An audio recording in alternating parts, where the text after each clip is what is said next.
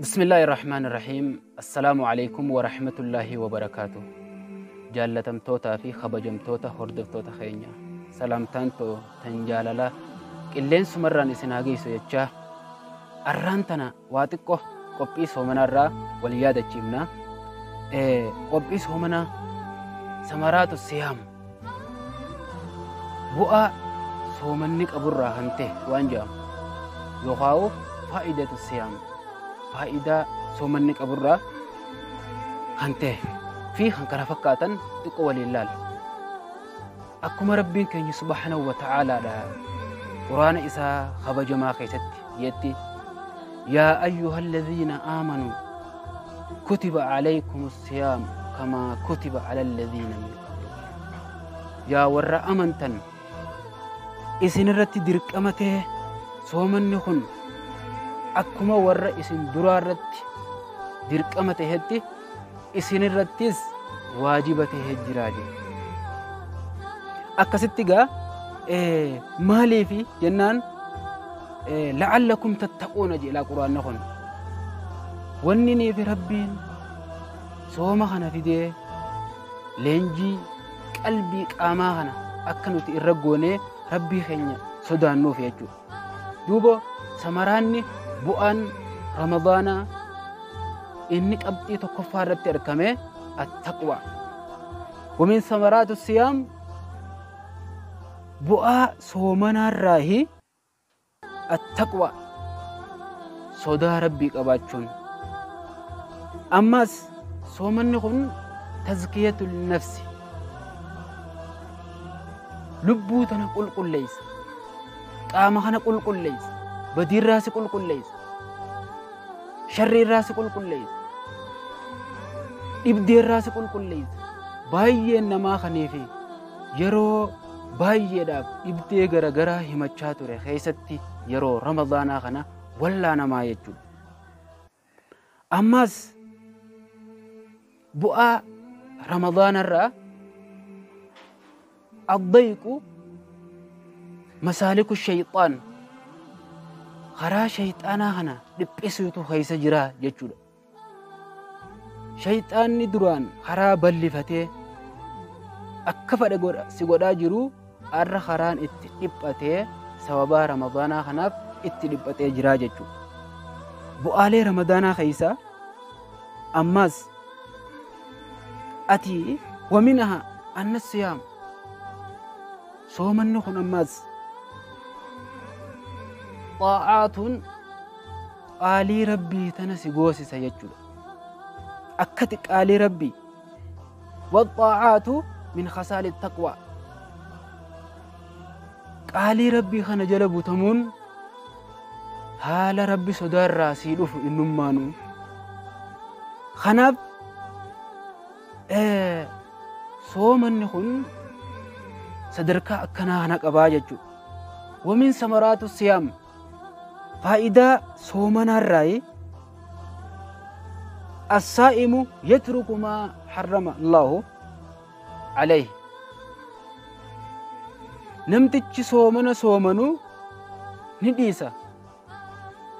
والربين إسرته حرام قد هنداو من الأكل نياتشو في والشرب رقوفي والجماع هذا منسا وجيسو في ونحوها وان كان في كان فكاتا هنداه إرابك أتاججو أماس فائدة رمضانك أبرا صومنك أبرا هنكئ علمنا ما هن هندنوه والربين إساب دران حلال غوريتك إيسا يجو إفرت حرام غوري إيسا يجو نمني رمضان خيسا والربين إرتي حلال إساب غوريو إيسا والربين إسرتي حرام غوري هندلقو يجو ربي بججة وان إن إساف حلال تاتيه نديسه أكسمتي ربي بججة وان حلال سن الرابق أتاججو كونون دينوه بؤا رمضاني منقبو ججو أكستي ورّا bu'aa samaraata ramadaanni hun qaburraa irraa buufatu rabbi nu haa taasisu. Waminaa ammas bu'aa ramadaanni hun qaburraa anna saa'imu namtichi soomana qabu yudarribu nafsahu lubbuu isaa tana leenjisaa alaa muraaqabati illaahi ta'aalaa rabbii keenya guddaa kana isa firraa eegee isa sodaachuu lubbuu isaa tana leenjii itti kenneeti akkanii fi inni rabbii isaa kana sodaatee ofirraa eegu lubbuu isaa tana leenjisaa jechuu. Akkasumatti bu'aa ramadaanni qaburraa namtichi soomana qabu nyaataa fi dhugaatii isaa kana hanqisuudhaan lubbuu isaa tana leenjii kennaaf jecha. Leenjii kennee fi ajaja rabbii jala butamuu akka isaaf laaffatu isa taasisaa jechuudha. Ammas wamin samaraatu siyaam bu'aa ramadaanni kun soomanni qaburraa as-sabru ala xaa'aati obsuun irra gajjabaachuun irraa deebuu dhabuun xaa'aa rabbii irratti qaalii rabbii godhuu irratti obsuudha si barsiisaa jechuudha. Ammas maasiyaarraa if qabuu maasiyaarraa of qabuudha si barsiisaa jechuudha. Ammas wamin samaraatu siyaam bu'aa ramadaanni hun qaburraa lubbuu namaa tana tolchuun faffadhii fi waan hin taane jala deemurraa si qabaa jechuudha. Bu'aaleen ramadaanaa hedduudha duuba. Wamin samaraatu siyaam ammas bu'aa ramadaanni kun qaburraa khuluufu famu siyaam foolee namaa soomana kana qabuutu atyabun indallaahi min riixi misk foolee miskiirra urgaa miskiirra foolee nama afaa warra sooma kana soomanuutu irra urgaawaa jedhuba ergamaan rabbii sallallahu alayhi wasallam. Ammas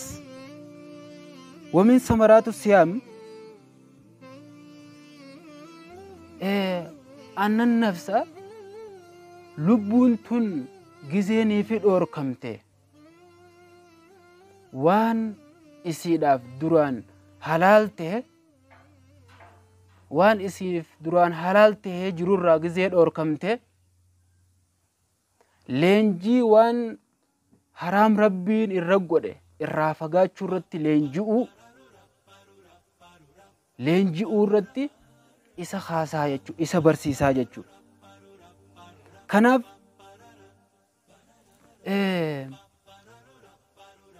sooma kana soomantee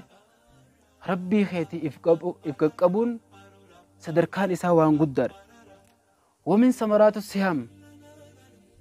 ammas faayidaa namni soomaneerraa anna siyaamu soomanni kun luugama lubbuu teetii kan ati hamtuu hundarraahu ittiin qabamtu jechuudha. Inni kunis faayidaalee soomanarraahii jechuudha. Ammas wamin faayidati siyaam faayidaa soomanarraahi namtichi soomana qabu gizeenii fi laalaa beelaa kana qunname leenjii yeroo biraatiif isaaf taha jechuudha. Kanaaf faayidaaleen soomanaa waan baay'eedha obboleeyyan kiyya. Warra faayidaalee itti waan dhageetana hundaa'u irraa fayyadamu anaa fi isinis rabbi nu haa taasisu. Hanga ammas qophii biraatiin walitti deebinutti assalaamu alaykum wa rahmatullaahi wa barakaatuh.